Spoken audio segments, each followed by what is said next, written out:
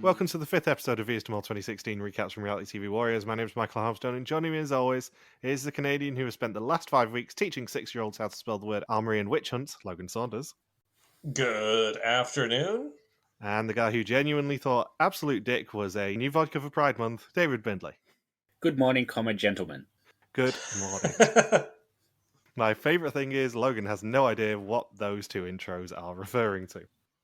No, I knew what the comma one, or well, rather, Bindles' response was, I should say. Yeah, you had no idea what mine were about, though, which is more important. We are recording this after, what, a 5-6 week break, I think it is? Something like that. It was since before I left. Call it our mid-season break. Because, yeah, we didn't do one Belgia finale week, because Bindles ran off to the airport right after that. So it must be at least 5 or 6 weeks now. It's already June. And this past weekend, as of the recording, was the game show marathon on Twitch, which raises money for a children's charity in America, and they do parodies of game shows, one of which was Guy Montgomery's Guy Mont Spelling Bee. And So good. those are both references to things from that. I will say, along with our Jeopardy parody for episode 500, it proves how hard it is to actually run a game show tech-wise on your own. It's not easy. It is not, you are correct. Anyway, the important questions, because we are going to do some preamble for once in a historian season. Firstly, where in the world was Logan Saunders? A lot of countries? 13? So where were you when we last spoke for the reunion? Was it you were in San Giorgio Marcheto, I think, at that point, weren't you? Did we record while in San Giorgio? I think so, yeah, because you said it had really good Wi-Fi, so we could do it there. So I think you were in Italy when we last spoke.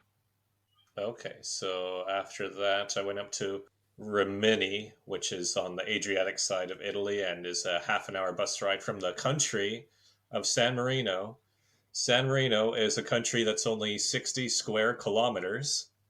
So Amazing Race Canada will be doing 4 legs there next season.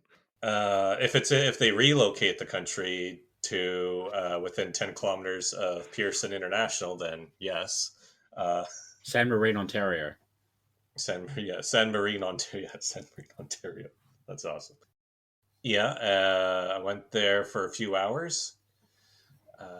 Then I went up to Venice, your beloved city, Michael. Yeah. Then I went to, and it was funny because it was the most over touristy place I'd been to in quite some time. I saw people playing the shell game scam, which I hadn't seen in a few years. Yeah, I must admit, when you said you were going to Venice, I didn't think it would be very much your place. It was really nice. It was just a lot of people who don't normally travel I encountered in Venice. Yeah. I mean, I've been to Venice twice, I think it is, and the first time we went for a big birthday of my mum's, and we nearly missed the plane when we were transferring in Schiphol, which is why the other 3 members of my immediate family have a real hatred of Schiphol when they're wrong. But the main scam that we saw there was offering day trips to the island of Marino, where they do all the glass blowing. However, they didn't tell you you'd have to pay to get back. Yeah, because you have to do €9 there, €9 back. Yeah. Yeah, it was free on the way there. It was not free on the way back. We did not fall for it. Yeah. It was so funny, though, because it was clearly people who had never been to Europe before, which is fine. If Venice is the first destination, it's a very, very beautiful place. It was just funny for them to like go into the supermarket and not realize you have to weigh the fruit yourself and get the price before you take it to the counter. So there's a lot of abandoned fruit at checkout. And then a lot of people were like, what? There's somebody here from the United States? Or what? There's another person here in Venice that's from Canada? I'm thinking, yes, there are tens of thousands, if not hundreds of thousands of tourists here almost every day. Yes, you will encounter tourists from America or Canada while you're here. Yes, you will. Where was it after Venice? Slovenia, where it rained and rained and rained. I went to Ljubljana, went to Dragon Bridge, and went up to Lake Bled. 1991, year of independence, as Mason Race 35 said. And you didn't even bump into any of the Belgian Mole Argentina cast. Yeah, they were there like 3 days after I was. That would have been a hell of a coincidence to just see Van Boel walking around with the whole Argentina cast. He would have had to enact his restraining order with you. Or Kathy, yeah. Both of them would be like, how did you know we were here, Logan? I didn't see any pictures of Kathy, to be fair. I obviously saw a lot of pictures of Van Boel. I didn't see any of Kathy on his social media. So I'm not sure if she was there. But yeah, I was messaging him like, why I was just there 2 or 3 days ago. And then he said, yep, I'm here with the whole Argentina cast, Mark included. So that near coincidence just blew my mind. Then I went up to Finland, where I was in Helsinki just for the one day, but it was the one day where it was their graduation day. So it was just thousands and thousands of people out everywhere for the entire day. Like I stayed out till 2 a.m. There were still thousands of people out and about in the streets, which apparently is very unusual for Helsinki. It's known for being a pretty quiet city overall. And there was an outdoor screening of the Barbie movie at one of the outdoor restaurants, which made me laugh. Then I went into Estonia. Estonia was really pretty. It was much more medieval architecture compared to Soviet architecture. Walking by the Russian embassy there was very interesting. Imagine. And then I went into Latvia, then Lithuania, then flew to Barcelona to catch the bus up to Andorra, and then I came back home. And you didn't even bump into Brooke either. No, I was messaging back and forth with her because she was in Barcelona the day before I got there. I missed her by a day. That's a shame. Yeah, because then she drove south from Barcelona. Like the day I arrived is when she drove south. Are there any countries in Europe you haven't done yet? I'm missing 6 countries. Oh, Only 6. wow. 3 of them are pretty easy to guess, I would say. Ukraine. Yep. Because you famously missed out on the opportunity. Yep. I'm still pissed off about that to this day. Moldova and Russia? So Russia, Belarus, Moldova. I tried to get to Moldova on this trip, but I just logistically, it's a tougher country to get into in terms of flights, or you'd have to take a bus or train in from Romania to get into Moldova. And then I am missing Norway and Iceland. Ooh. And that's it for all of Europe. Wow. Norway, very expensive. Yeah. Iceland, very expensive. I was just talking about, there was a guy on the flight with me back to Kelowna who had been to Iceland. Because I looked it up, and the bus to get from just the airport to the city center is like $40 Canadian just for that bus ride. Yep. So I said, no thanks, I will do that another year. Yeah. There is basically no public transport in Iceland. So you're going to have a hilarious time. Yeah, it sounds like it'll be a 24-hour layover type of place. Yeah. And for the first time in a long while, where in the world was David Bindley? Oh, I like this new segment. So I went back to Sydney and sort of did some of the things I missed last time because it was on the way. And then I went up to Brisbane, which it was nice to go. I don't know that I need to go back. I don't know why they've got the Olympics. I don't know why a lot of things about Brisbane, but I went up basically from Melbourne to Sydney to Brisbane by train, which is about 25 hours or something in total. Well, it was supposed to be 25 hours. It ended up being about 29 because the trains were delayed that badly. I did all the theme parks on the Gold Coast, and some of them were significantly more fun than others. And now I'm back home, just pretending to care about work at the moment. I genuinely did look up whether you could get that Papa Bear t-shirt online because I was going to try and wear it to the finale next year. Yeah.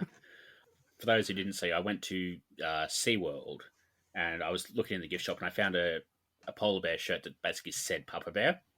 And I would have bought it, but they didn't have it in my size. Yeah. So I had to settle for a magnet or something instead. But I, of all people, should know better than to go into a gift shop. Yes, you should. But when I was in Brisbane, I booked a hotel that was basically in the tallest building in Brisbane. And I booked sort of a cheap room, which I knew was going to be close to the ground, which better for me because I looked at the building and I'm like, no, I don't want to be super high. Like I would, love to be able to say I stayed in the tallest building in town. I don't want to actually stay at the top of the tallest building in town, if that makes sense. Because it was one of those buildings that sort of doesn't have balconies or anything. It's basically just a glass window straight down. So I go there to check in, and they're like, "Oh, we've given you a free upgrade. Your room is on the 53rd floor." And I sort of went up, put my bag down, had a look, and then I'm like, I can't even get close to the window without having a panic attack. So I went back down. It's like, no, you need to upgrade me. Like, give me the room I actually paid for. Yeah. Downgrade. Really downgrade. Yes.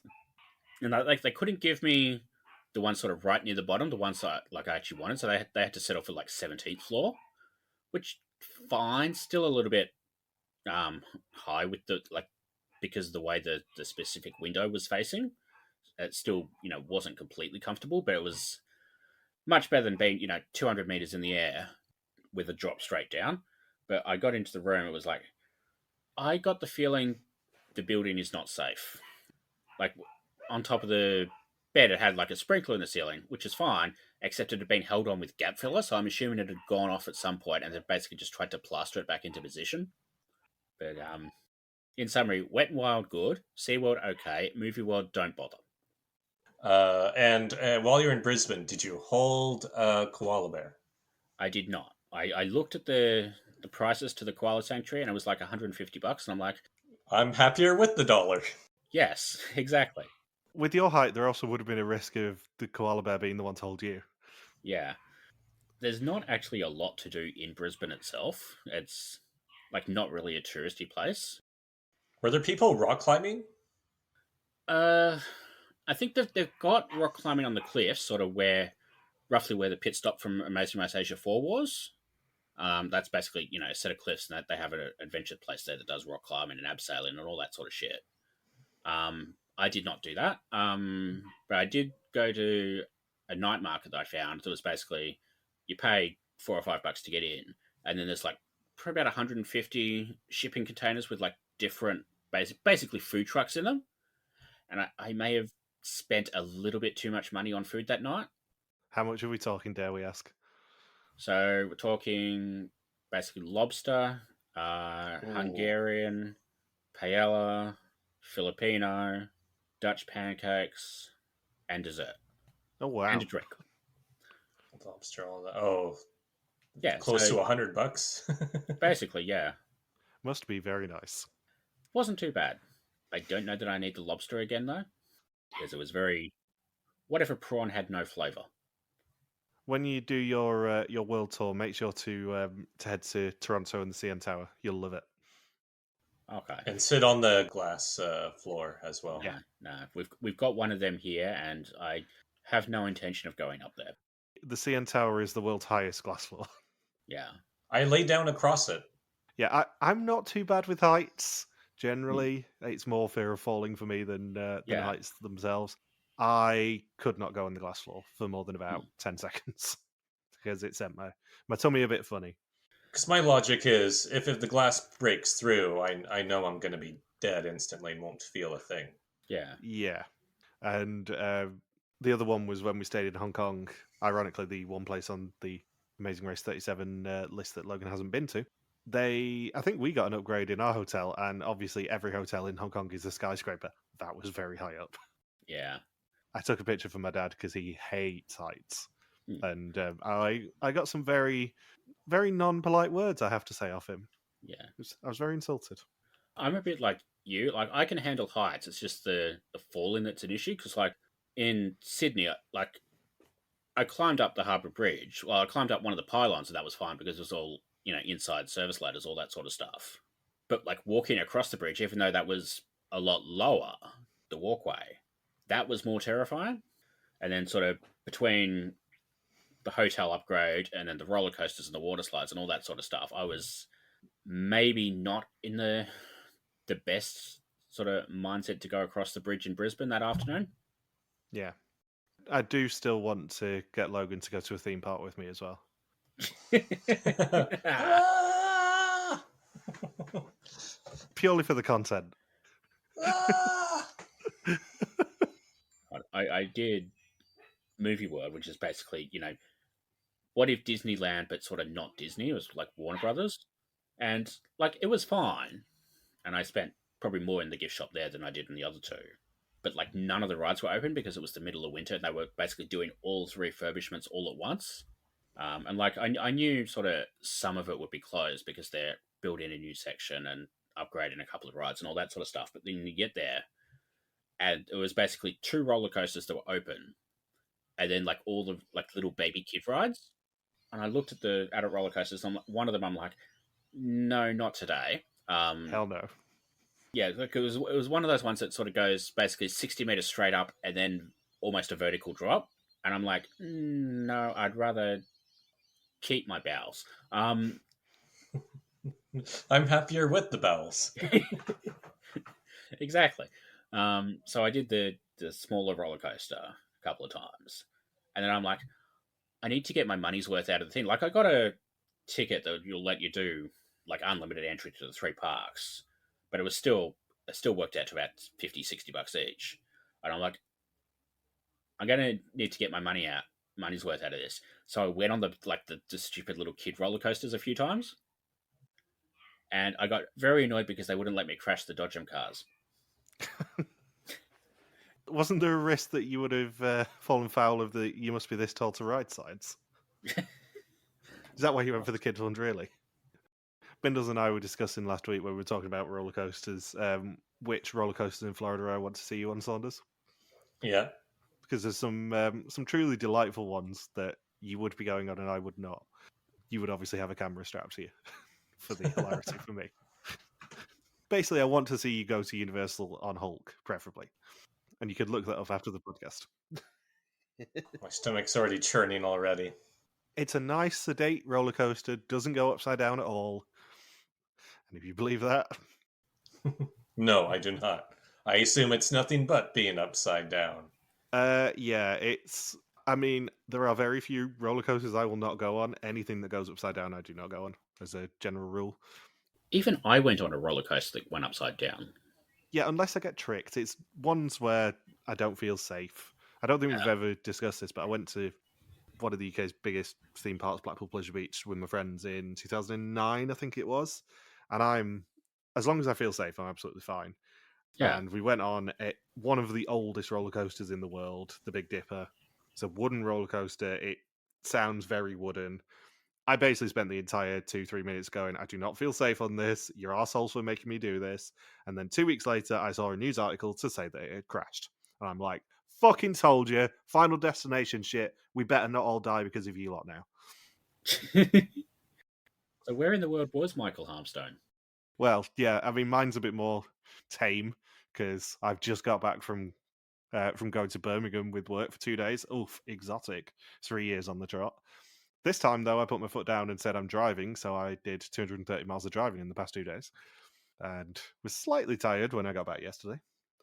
And obviously, I've slightly changed jobs in the past few months, so we have a new big manager. Do you have a small manager too? Well, he's a similar height to me, but... The small manager is a similar height to me. Yeah.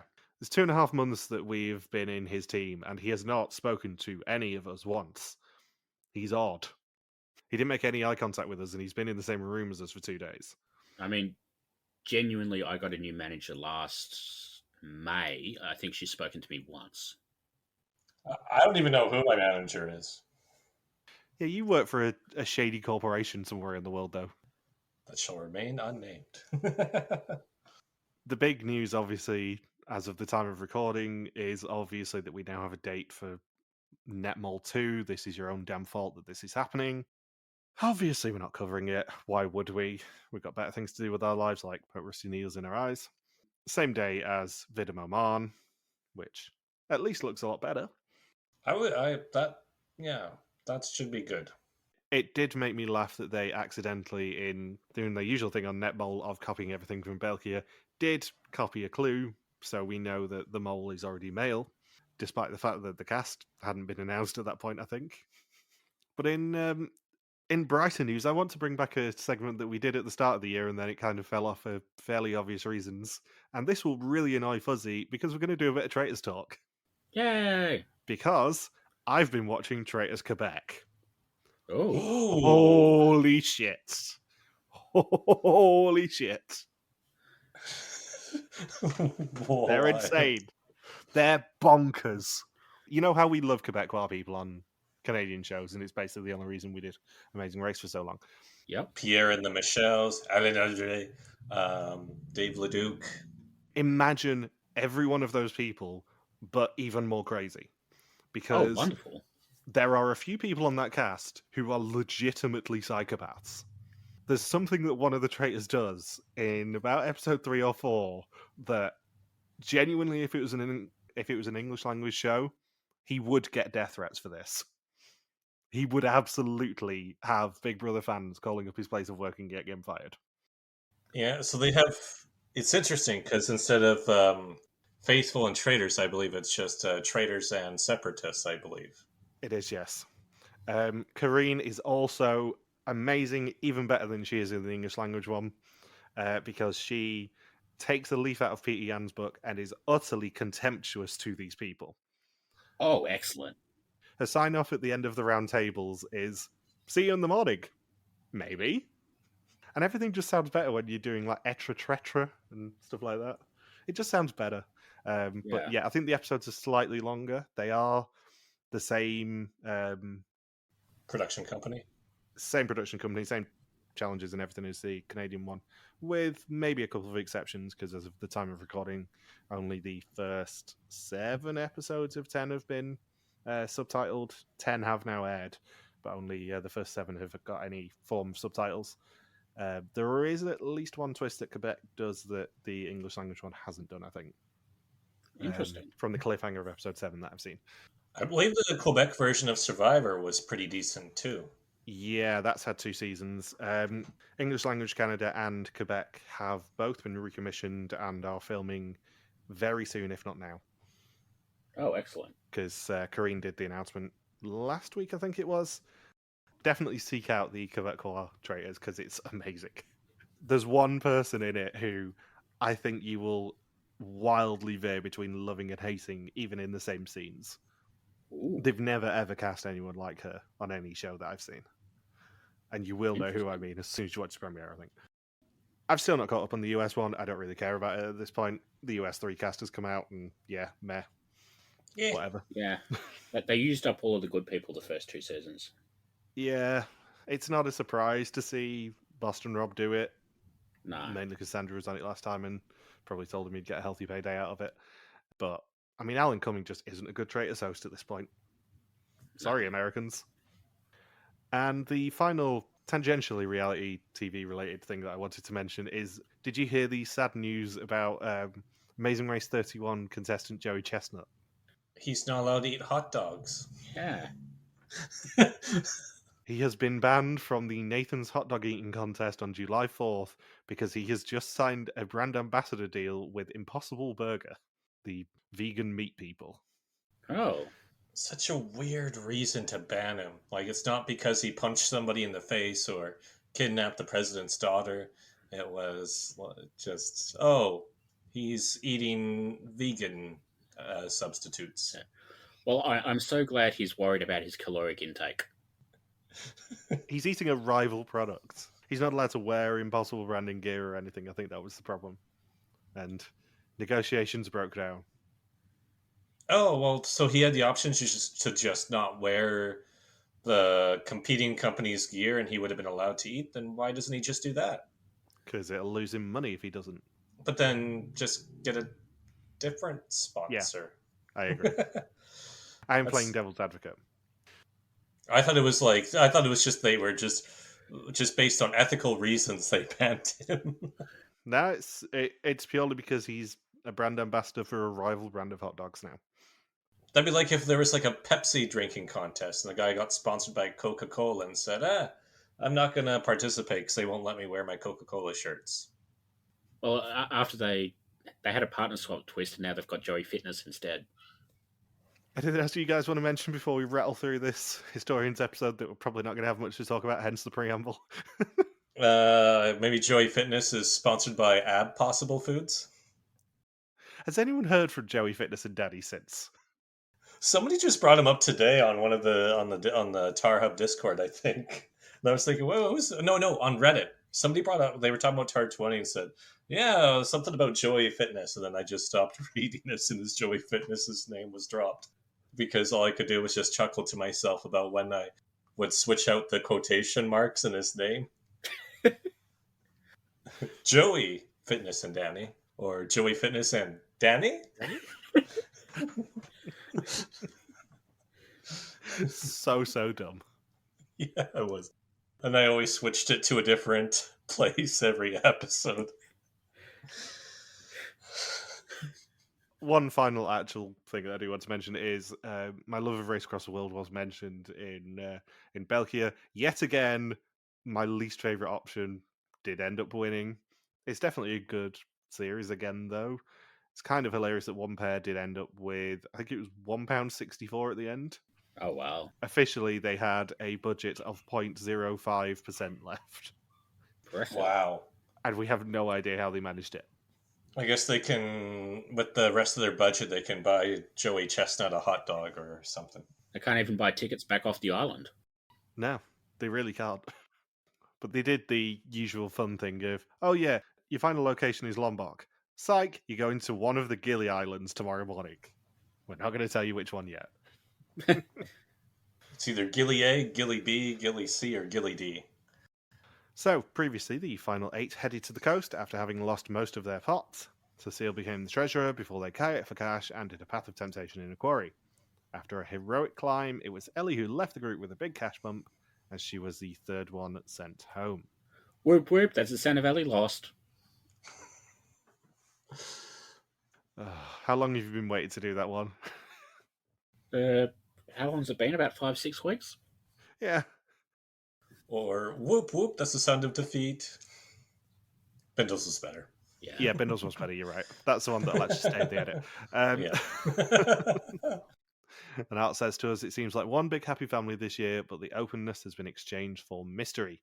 Every goodbye gets harder, even though Marjolein was shocked that Ellie left last week. Her main suspect is gone, or is she living up to her day job and just acting as the mole? Spoilers for the end of the episode. She just lost her main suspect. Yeah. And the episode title is 3 Already Gone, 7 Left. That's a terrible episode title. It is, and it's one of the few where I think, yeah, there's no way that this actually refers to the mole.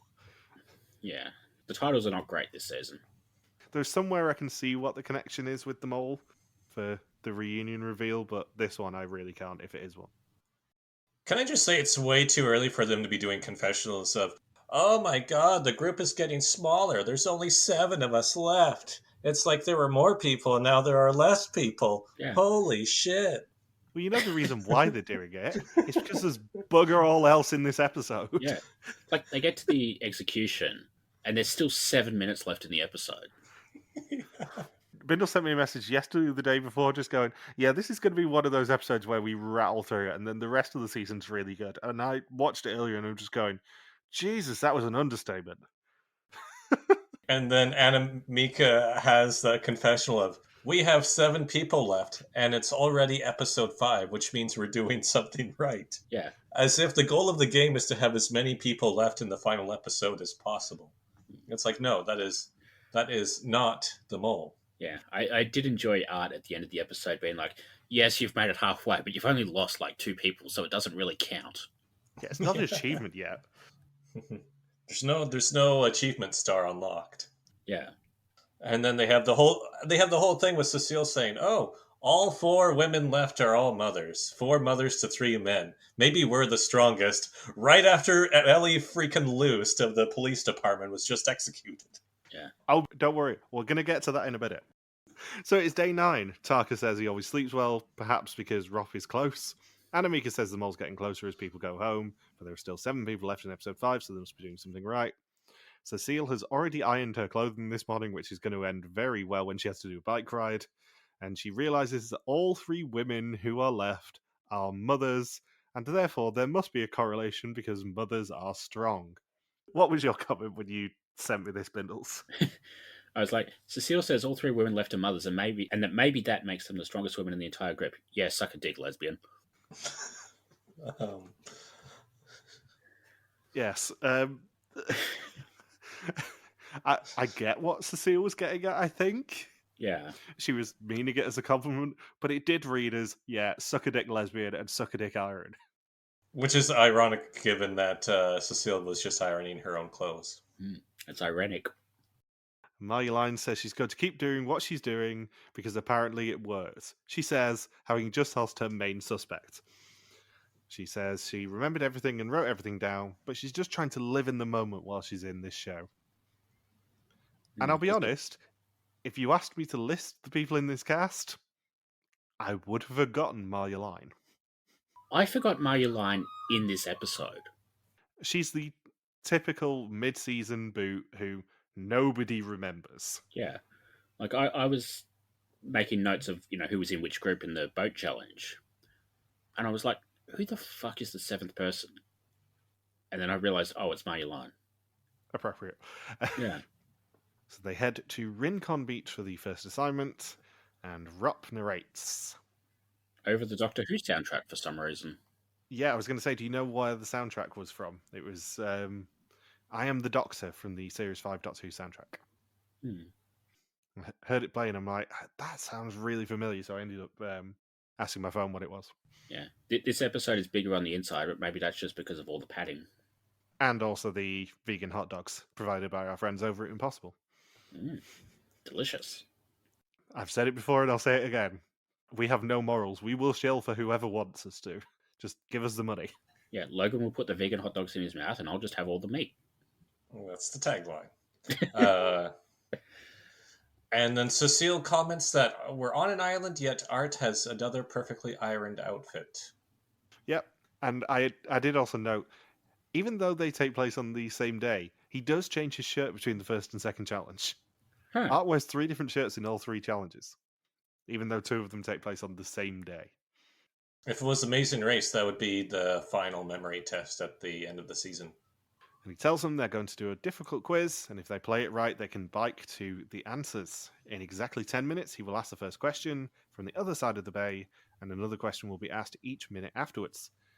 The fastest person can go first, but everyone else has to wait 5 minutes. And they obviously send professional sportsman and short king Tarka to be the sprinter.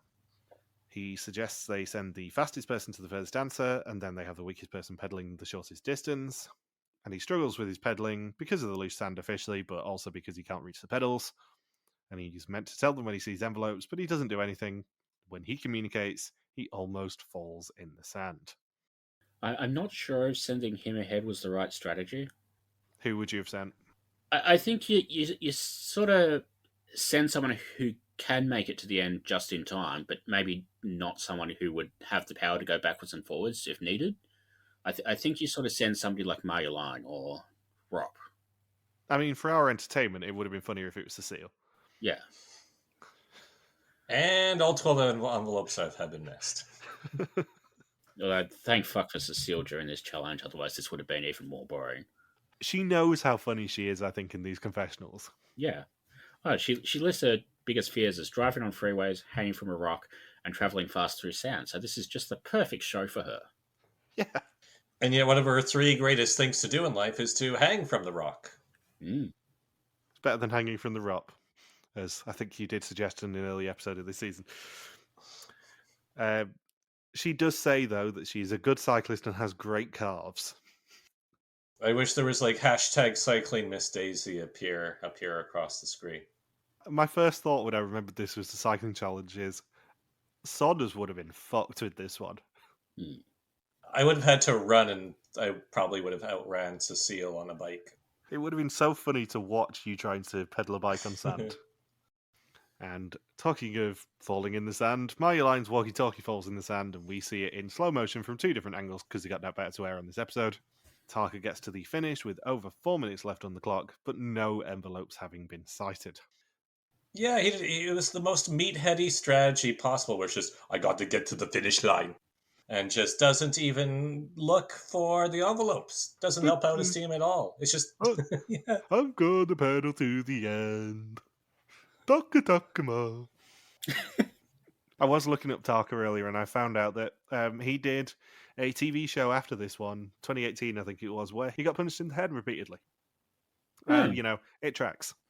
Because he did a celebrity boxing show where he was in the heavyweight category, got to the semi-finals of it, and one of the hosts of that program was someone by the name of Alche Gulson. Oh. They fought in a boxing match? Well, no, they didn't fight in a boxing match. She just hosted the television program. But Oh, I see. But at least she looked good doing it. Oh, definitely. Did she have good calves? That's the important part. Despite all of my jokes about Taka, he genuinely did get punched in the head on a television program repeatedly in 2018. It makes so much sense. Yeah. I have a question. When they eventually start finding the envelopes, why don't they use the walkie-talkie to relay those answers to Taka straight away instead of, waiting for the question to be asked and then having a person stand there? And just panic, like, oh god, we only have 5 seconds to walkie-talkie in the answer. Maybe they knew that Taka wasn't going to remember the answer if they told him more than 10 seconds prior. Yeah, but then, why not send somebody else? I wonder if it was an off-screen rule that they could only open the envelope when the question had been asked. Maybe. Playa las what? Playa las fleches. Playa what? Playa mas what wetches? Because otherwise you could just get Taka to pedal slowly, but just grab all the envelopes himself and just open them in front of Art, make the challenge pointless. One bigger issue is the fact that they found envelope number 7 and didn't think, maybe these are in numerical order. Let's go back and try and find some. Yeah. Idiots. Yeah. What is the local Dominican snack? No one knows. It's an answer that has been lost to the ether. I'm gonna have to message some people. Yeah. Message the Vidum cast after we're done, historians. What's the local Dominican snack? Tell me, Art. Tell me. So Marjolein gets a walkie-talkie back in time to go to tree number 5, but not the 5th envelope. And Klaas is the first to be in a position to answer a question with envelope number 7, who the Dominicans consider to be the Robin Hood of the Caribbean. Roberto Carfresi. Roberto Carfresi. Tommy Versetti. Question 8 is what the locals mean by Platano, which is that you look like a local. And Tim also answers question number 9 just in time, but the walkie-talkie keeps cutting out when he's trying to answer the beach name to Taka. Ooh, is the mole pressing the buttons? Ooh, I wonder. I can't remember, but I think it's probably likely because it happens every time there's a walkie-talkie. Yeah. And they also missed the envelopes of numbers 10 to 12, which is baffling. And that then confirms all 3 that they answered were correct for a total of 600 of 2,400 for the challenge. I think they were afraid of collecting envelope 10 because envelope 7, 8, 9. Right, you're in timeout, Saunders. And then Art just grills the contestants at the end of the challenge.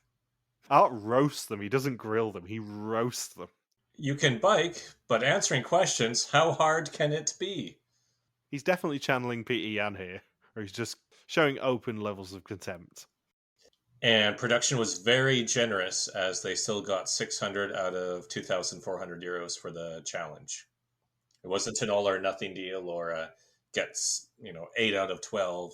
It was, you only got 3 out of 12? Yeah, we'll still give you 600 euros for that. That would not happen today. The irony here is that 2,400 is actually one of the higher maximum amounts that they offer this season. Yeah, it's this super is a very cheap. cheap season. Yeah.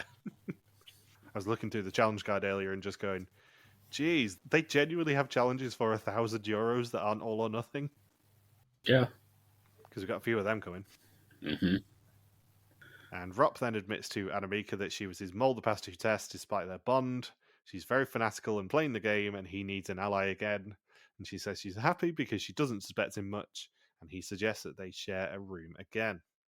Can I just say, I know they're in the Dominican Republic, but I think Rob's hairline is in Haiti. And they head to Los Hayetes for the second challenge. And as I said, Art has changed his shirt despite it being the same day. And he says that before Columbus, this island was inhabited by the Taino people. the friendly people. The arrival of Europeans meant diseases and persecution and the end of their culture. And all they have to do is follow 9 symbols to the money, and they must use a boat to spot the symbols, and by finding the right one, they will form a map of the area to pinpoint the money. However, if they take more than 9 symbols, it will cost them €200 per incorrect symbol they take.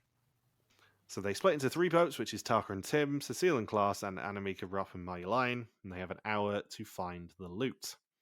One of the longer time limits for Vidum. Yeah. Mainly because it took feckin' forever for anyone to find a boy. Yeah. Like, this is one of those challenges. I think all 3 challenges in this episode are a bit like this, where it feels like it'd be more interesting to do than it is to watch. Yeah. Yeah. I can definitely see why they went here, can definitely see why they did this challenge. It's just not very interesting television. Yeah. Like, these are probably, like, in a Belgian episode, like this season, they basically had every episode was basically 2 big challenges and then like a little tiny challenge like the Omerta thing or something small like that. I think this is 3 of those small challenges. This is basically ticking off loads of the landmarks that they can do in the Dominican Republic because they actually still cared about ticking off landmarks at this point. Yeah. At least with this challenge, they at least try and tie it into the local culture, which they don't do that often anymore. Yeah, I think I wrote down my notes. Just not the most interesting challenges to watch, but I can't really mock them for these challenges either because they do fit in with Vidum overall. But just as a TV viewing experience, it kind of sucks. Yeah, they're fine challenges. They just don't belong in an episode together. It's not just everybody sitting in a chair like the Mexico season. Although the cycling challenge. Yeah, I mean, most of them weren't sitting in the saddle for very long on the cycling challenge, I think. So they all get distracted by the scenery, and Marieke, Marjolein, and Rob ignore the walkie-talkie. Cecile and Klaas then find the first boys, and they look orange and round, is what Cecile says. Orange and round, orange and round, orange and round boys. So have you seen Donald Trump in the water? It's a little bit too early for Trump still. Trump was the end of this year. At least they didn't try to memorize the symbols by rows again. That is very true. I like how one of the symbols looked like Rop. I like that they started off going, right, let's just try and memorize a symbol each. We'll make it work. And then I think it was Taka went, now that's dumb. We're all going to get split up into boats. We don't have any boats yet. Let's all try and memorize each symbol just in case. Yeah. They're finally learning. Yeah. So Cecile and Klaas find 3 good ones, and Tim and Taka get 1. And then Cecile and Klaas take a 4th, whilst Tim and Taka get 2 more. The team of 3 have the stand to put them all in. They're not confident about the one that looks like Rob, but they get the direction of Boca Tiburon to head towards with 5 minutes left. Shark mouth. Yep. They find a chest with a minute to open, and Klaas opens it to reveal €1,000. Not just any €1,000 though. Ellie Loost. Yeah. And €1,000. This is also the bonus question for Suspect List this week. How many symbols did the mole find? Was it 0, 3, or 5? So when they reunite, Art congratulates them and says it's all down to clear communication and teamwork finally, something that will be essential to the next day's challenge. And Cecile is treasurer, and she had the €1,000 note and says she has Ellie Loost close to her heart. She certainly didn't at the start of this episode. They finally buried the hatchet. And in their apartment, Cecile becomes even more of a delight as she takes it upon herself to iron the money and exchange the paper envelope for a real fake leather wallet. She dried and ironed the money. There has never been anyone cast on this show like Cecile Narix, for better or for worse.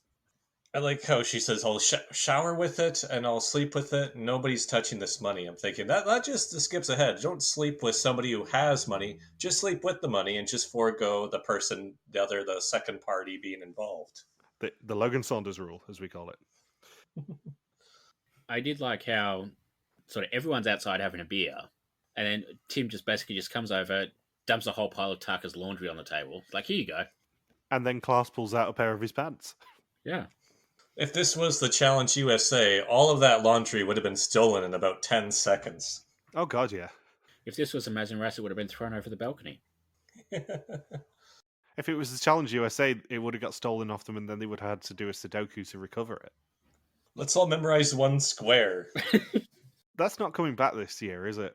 The Challenge USA. I don't know. They've already done like 20 new seasons since in the past year, it feels like. I don't think it is.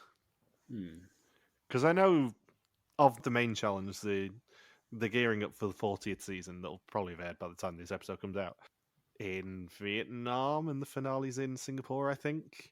So maybe they're just focusing on that this year, because I don't think it rated terribly. I think it was more the horror stories that all the cast had that's put a stop to it. It's just such a dumb show. Yeah, of course it is. Taka would fit in on it. If they did a Dutch one, Taka would be all over it. 3-time winner, Taka. Just be bumbling through it going, "Du, du, du, du, du. Hello, bananas. Hello, CT. For the avoidance of doubt, I love Taka. He's brilliant. He also is far more talented than I'll ever be. He's got a silver Olympic medal. You didn't say that. Did you just say that? Like from Arrested Development? I just genuinely love taking the piss out of how much of a meathead Taka is. I can't resist. I can't believe you referenced Arrested Development right there. If he did the Challenge Netherlands, they would have to give him a fruit name. True. He'd be Taka Bananas. Taka Bananas, Jesus. Anyway, on day 10, they head to Samana and a very long footbridge leading to an island. Art tells them it's nicknamed the Bridge to Nowhere, and at the start and end will be a paragraph, and they must switch those paragraphs. They can only communicate with the person before or after them in the chain, and they must pass the paragraphs over verbally. For each paragraph transported correctly, they will earn €1,000, and they've got 20 minutes to transport them.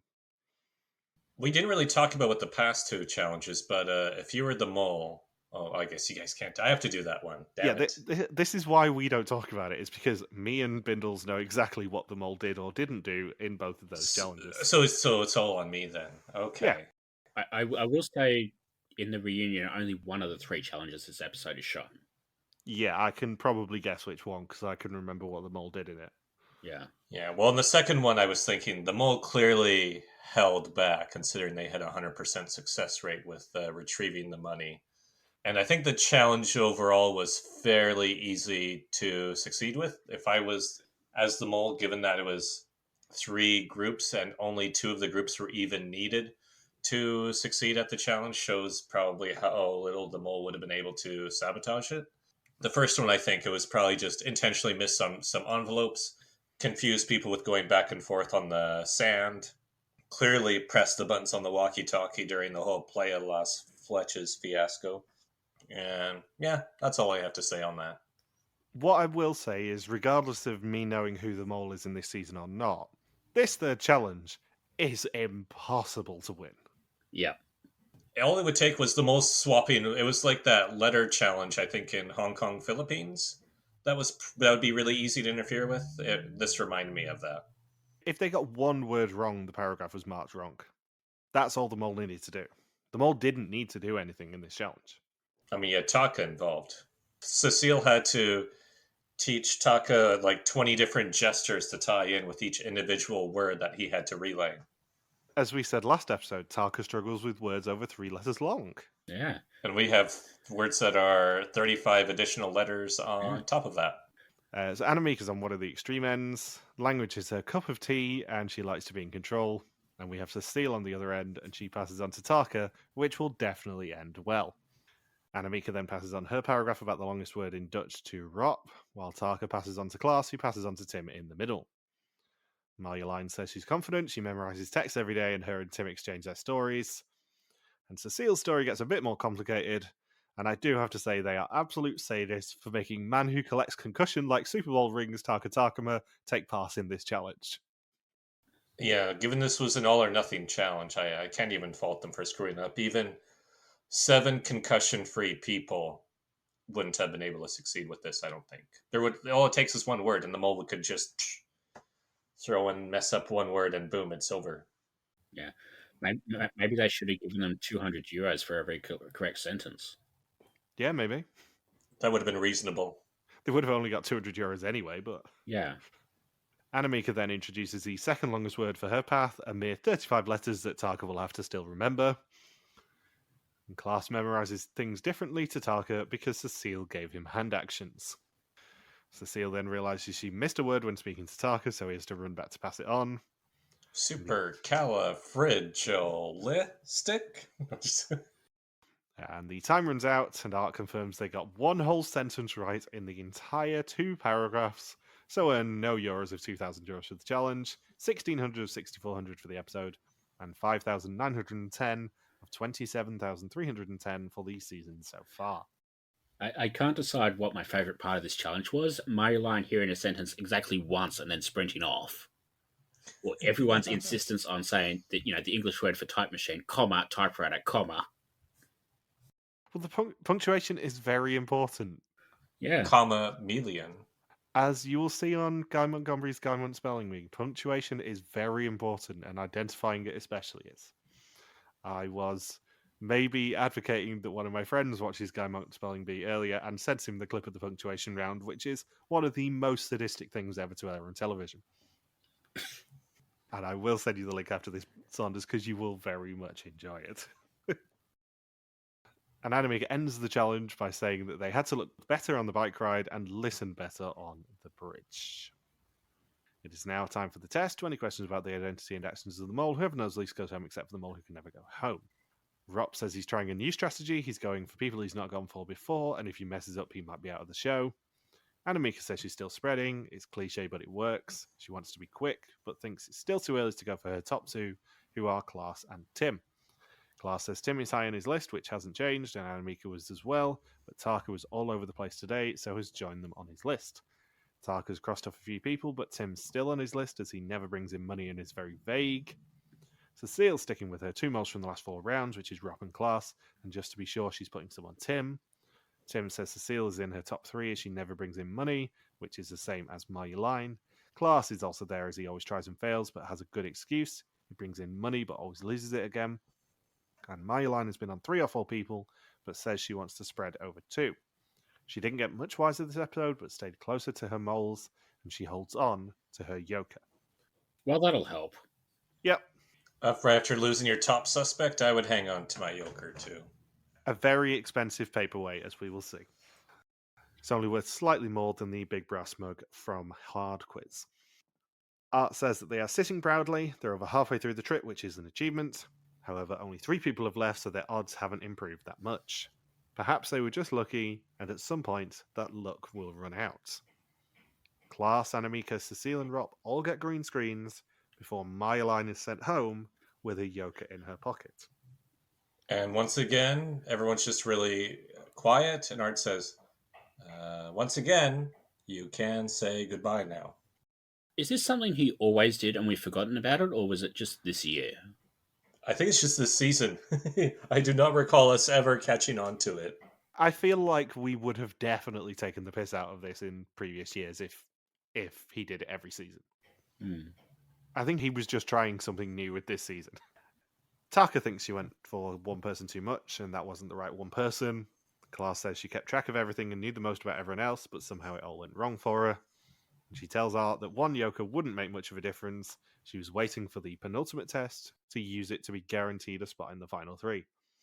And she says she's had a lot of fun, but now she gone. Yeah, I think what went wrong for her is that she just had a lower score than everybody else on the quiz and that she didn't play her yoker. Yeah. She should have scored higher. What she wanted to do was just save it till the end when she had to go face to face with the mole to win the contents of the pot. And I'm making these jokes knowing full well that by the time this comes out, Netmole 2 will have aired, and if that is a real twist after what we've heard, holy shit, that is the worst thing in maybe reality TV history. Yeah. It's certainly up there. Yeah. Do you want to eulogize Marjolein? Is there any point? Do we care? Or is Not she just really. gone at this point? She gone. Yeah, I'm glad this is quite the episode to come back to after 6 weeks of not recording any historians. The Marjolein boot episode. She was a bit intense. She was very impatient. I still can't quite follow. I mean, she had her reasons for hanging on to the yoker, but I think given that her top suspect went home, She should have been in a more heightened sense of survival mode, because I think it was, who was she talking to, Tim or Klaus, that said, yeah, we talked to Marjolein right before the quiz, and she was certain she was safe, even though she just lost her It's Taka, I think. prime suspect. Yeah, Taka. Yeah, so she was an interesting, maybe not so much like super dynamic personality, it's just decisions and how she behaved in challenges was interesting to analyze, where you're trying to follow like her line of thinking. Yeah, I think when she goes, everyone else is at least slightly more interesting to talk about if they went, which is a benefit for us. She's certainly the weakest person in this final 7 in terms of entertainment. I don't know. I think she can bench press more than Cecile. There's only one way to find out.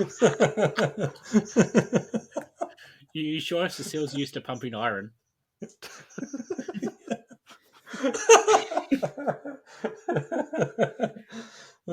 And that leads me on to the next question, because there's a potential that someone could be pumping iron as I ask, who's fucking Saunders?